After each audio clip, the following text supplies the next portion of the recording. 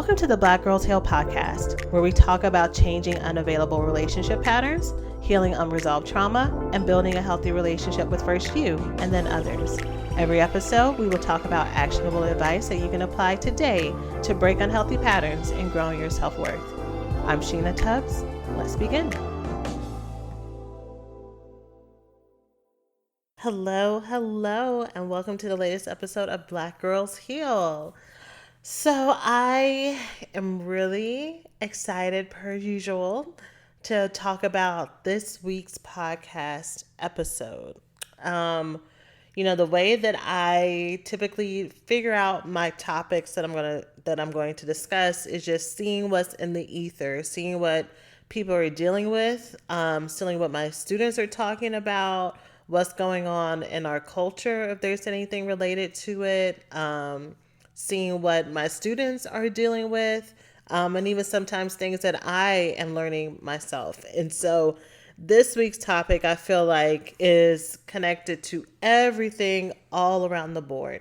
And if you haven't read the title of this week's podcast episode, it is 3 reasons or 3 ways for you to know that it's okay to reconnect. So where's reconnecting in the ether? Where is that I'm seeing it?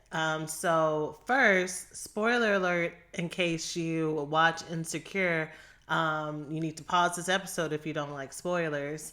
But obviously what happened in the last episode, the potential mess that is about to go down with a possible reconnection between Lawrence and Issa, whether it is friendship, acquaintance, or otherwise, any kind of reconnection around there will most likely bring some kind of drama in some way. There's that. I help my students work through whether or not people are safe to reconnect with, whether they are friends, whether they're family, or whether they're romantic partners. And so do I give people a chance? Like, how many times do I extend a hand? How many times do I forgive until I see if it is too much, right? Or until I say, no, this is my limit. How do I know when it's just really me being afraid of being hurt, or my own wounds from my past getting in the way of me having a healthy, thriving relationship, and also not living in fear, right? Because it takes a lot of anxiety to live on guard all of the time. So those kind of things are kind of popping up everywhere around me. And so I'm really excited to talk about 3 ways that you can know that it's safe to reconnect. So with that said, let me tell you about a couple of things that are going on. So we are halfway through, I think we're a little bit over halfway through our Saturday Night Lives series. If you haven't joined, then I want you to go ahead and do so. If you do not know what that is, every Saturday night for the last several weeks, I have been going live for free to teach on a lesson that's related to self-love. Because yes, I talk about building relationships with other people on this podcast, but the most important person is yourself. It always comes back to you. You are the common denominator. So this is all about how you feel about yourself, how you think about yourself, how you love yourself, the things that you feel like you are worthy of, and the things that you feel like you're not. Some of them are things that you are very aware that you have, like thoughts and insecurities that you do have. Some of us have very secret insecurities and secret roadblocks that we either are not aware of, or it's hard for us to admit to, or we spend our whole life trying to compensate around it. Any of those things, all of those things, I'm talking about different topics related to self-love and the things that get in the way. So if you have not joined, go ahead and do so. There are several hundred of you that are registered at the time of this recording. And so you can join and save your seat by going to blackgirlsheal.org/SNL for Saturday Night Lives. There's a replay that is sent to women who register, but it's only available those few days. After those few days, the replay is no longer available. So I would love for you to come and join. People have really loved our mother wounds one, which tells me that we need to do that one again, or some version of it again. So would love for you to come and join us there. The other thing that I wanted to share with you is, I believe it was the last podcast episode, I talked about no contact. And so, with some of the things that I'm going to talk about today, some of you may get some clarity and say, okay, well, this is something that I should not be in contact with, or I should take some space from, but I'm trying to, and it's hard. So I want to remind you, in case that's you, that we do have a tool available for you, which is our no contact and detox support kit. Which offers the exact steps and tools that I give my ladies when they are just now starting their healing process, and they have to clear out these toxic relationships and finally make a change with the people that they are connected to. So if that is something that you might be interested in, I've pulled it out of our main program for ladies who are ready to make that small step, which is actually a huge step, but are ready to get equipped for it. You can get that by going to blackgirlsheal.org/no contact, and that would be available for you. So it's always interesting hearing the feedback of women who get this tool and actually apply it in their life. Is always some kind of version of, oh, yeah, this is not what I was doing at all. Or, yeah, I thought I could just do this part, but not the whole part, or not this whole thing. And it always comes back around and ends up biting them in the butt. And so what I love about this, being able to offer this, is that it gives you a system that looks very simple, which makes it less intimidating, and it will give you clear wins and clear success if you actually do it. If you actually do it, you will finally break the cycle that you've been in for who knows how long. And because I'm just giving you the kit and the worksheets and the tools and the videos all on its own, you actually have an option to add on a private session with me, which is something I don't offer to people who are not my coaching students. I don't offer standalone sessions because I just know what goes into the healing process for love addiction. So unless you've already been connected to Black Girls Heal in some way, so to make sure that I'm fully equipping you with support, I don't offer that. So this is definitely offered for women who are like, I can't get away from this guy, or I can't cut things off with her, and I just need someone to talk to that gets it. That's a part of the no contact and support kit as well. So again, you can get that at blackgirlsheal.org/no contact. So let's jump into today's episode topic. Okay, so 3 ways for you to know that it is safe for you to reconnect with someone. One of the things that we kind of miss out on is the mindset, and we miss out on how things should be. We miss out on what are we doing this for? That is why that's the second thing that I teach my students when they enter the program. So when my students start working with me, I give them tools to help them feel equipped so they don't feel like they are drowning. And then the second thing we do is we figure out, okay, where are you going? What's the point of doing all this? We can set ourselves up for failure when we just hope that things will work out, when we just hope for the best, when we just say, well, I just need to communicate, or I just need to get closure. Okay, well, how will you know when you've actually gotten it? What will it look like on the other side? So I'm going to give you 3 ways for you to know what it should look like for you when you reconnect with somebody. And if you do not think that it is possible for these 3 things to be real and to be true, then it is my suggestion that the reconnection not happen at this time. That doesn't mean forever, because everybody has different situations, but maybe this is not the right time to seek out and send that text or have that conversation with someone until you get some clarity on your end, so that it doesn't recreate drama on the other side. Okay, and it's going to make more sense once I tell you what these 3 things are. So the first thing is, you can reconnect, and it is safe to reconnect with someone when you are sure that there will not be a repetition of any of the drama. Okay, when you are clear that the cycle will be broken and it will not go back to the same, BS that it was before. Okay? So how do you know? Oftentimes, we are very clear on what are red flags, but we may ignore the red flags, right? So what's that phrase that says fool me once, shame on you, fool me twice, shame on me?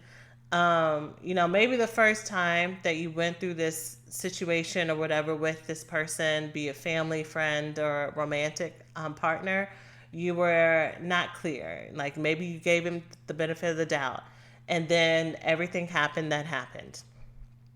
So that was the first time. The second time, now you know what the red flags are. Now you know that first this happened and then this happened and they said this, but they didn't say this.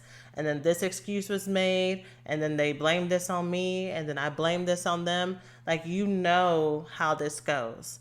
So if you're looking to reconnect with someone, you need to be very clear if those red flags are still there. Okay? You need to be very clear that you are not looking for reasons that are based in emotion that this relationship is viable when there are big glaring signs that tells you that it is not. Okay? So, that's the first thing. When you know that there is a change in them and or change in you. Okay? The second way that you can know that it is safe to reconnect with someone is forgiveness should be clear on your side, on their side as well. But, we're talking about you right now and some things that you can have control over. And so, what you can have control over here is how you feel going into this relationship. So, if you have underlying grudges, if you have underlying anger and resentment towards this person, you should probably not reconnect with them. Now, this is different than I've forgiven this person, but there's some trust that needs to be rebuilt, right? Forgiveness has a sense of peace that comes with it. It has a sense of surrender that comes with it. Versus resentment and anger is like I have to hold on to this anger and negativity to make sure that you don't get over on me again, right? One has a very intense emotional weight and barrier that comes with it, where forgiveness does not. Forgiveness means that you are cautious, right? You can be cautious depending on who the person is or the situation. It doesn't mean that you walk in blindly. Whereas resentment means that there can be this overguardedness, right? Where literally there's nothing that they can do that would ever make it right. So if that's the place that you're coming from, where even if this person has completely changed and done everything that they need to do, you're still going to hold it against them, then you can save both yourself some time and them some time. Save you some energy, save them some energy. Save you some hurt, save them some hurt. And not even restart this relationship until you do the healing that you need to, right? And if that day doesn't come, then you need to go through the process of grieving the loss of this relationship for now, right? Who knows what may happen a few years from now, a decade from now, God willing that there is that opportunity.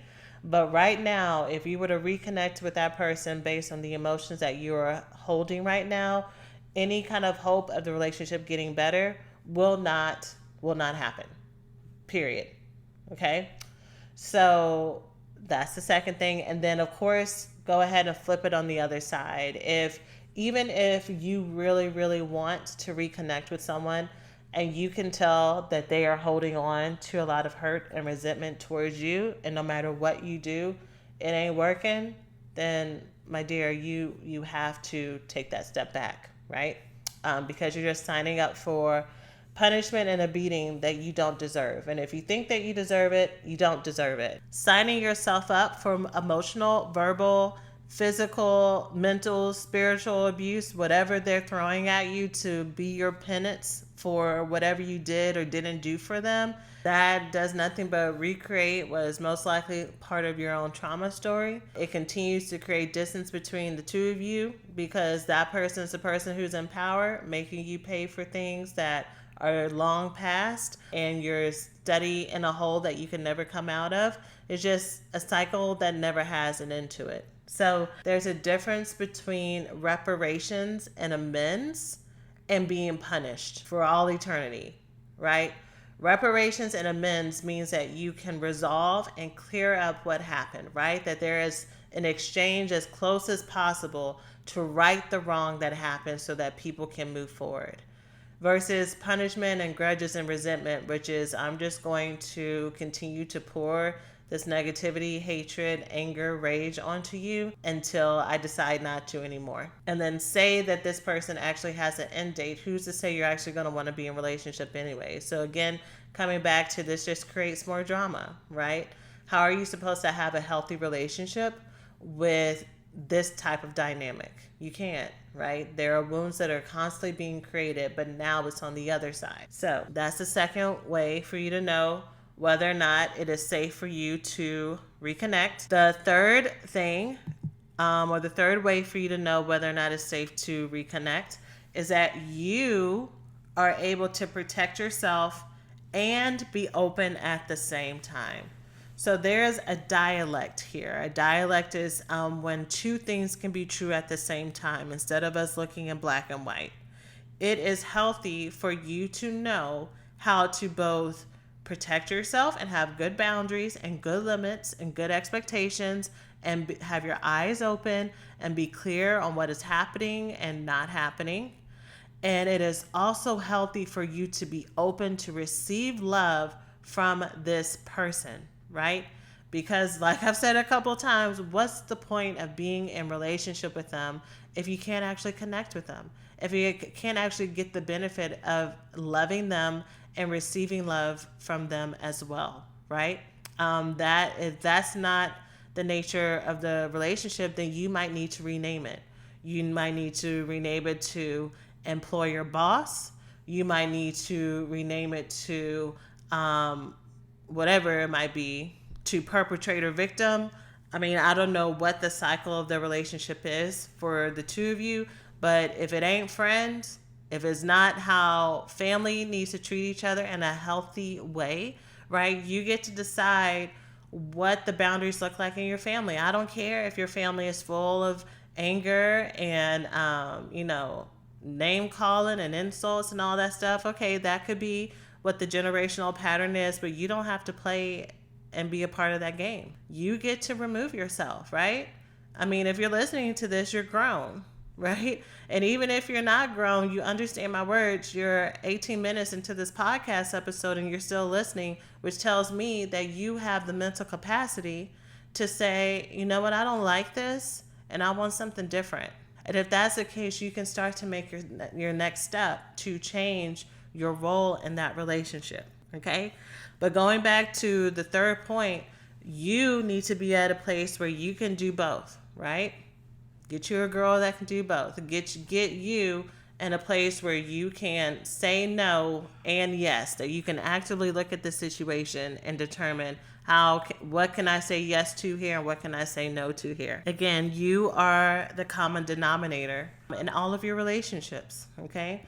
So sometimes people are kept away from you because your walls are up. You don't know how to say yes and how to be open. You're great at protecting, but you're not good at letting people in and being vulnerable and expressing love to them and initiating. You're not good at that. You either have to flip the switch in either direction, right? It's either on or off. And some others of us, like once we quote unquote forgive somebody, we jump in head first. We lose all of the healthy self-protection, all of the healthy clarity glasses that we need to see exactly what's going on, right? To walk in our wisdom. And we walk straight into the lion's den all over again. And then we feel surprised when we get hurt, right? And then we say, I just want to love. I just love people. And I just wanted to expect the best out of them.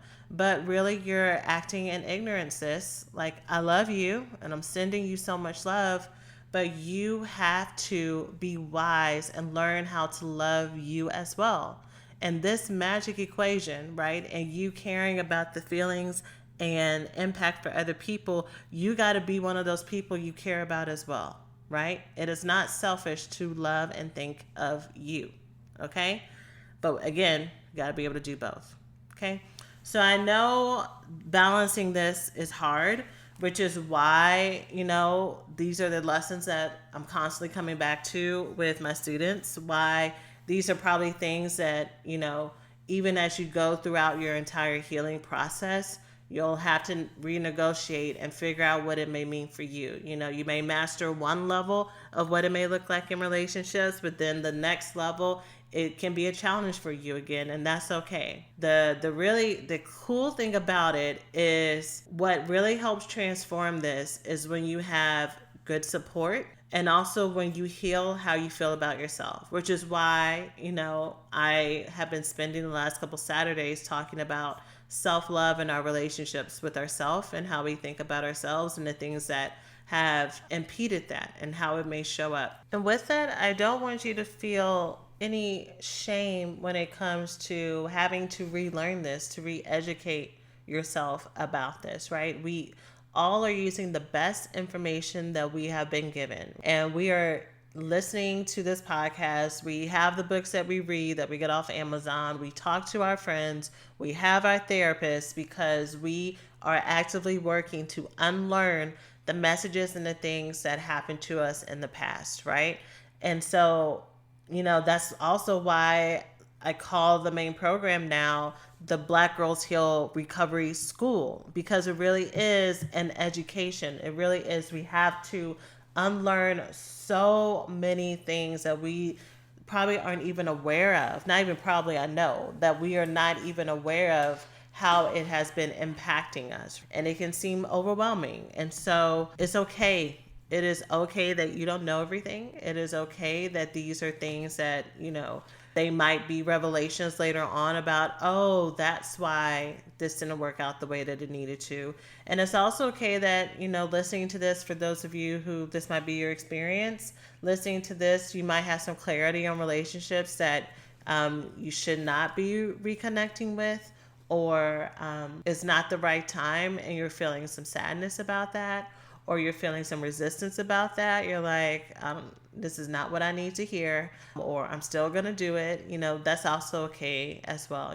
We are all where we are in our process. And so I just want you to be sure that you're giving yourself that forgiveness and that grace to take whatever steps you need to take during this process. So that is it for this week's episode. I hope those 3 ways to know if it's safe to reconnect with someone is helpful for you to hopefully avoid any mistakes in the future, to help you walk in with wisdom.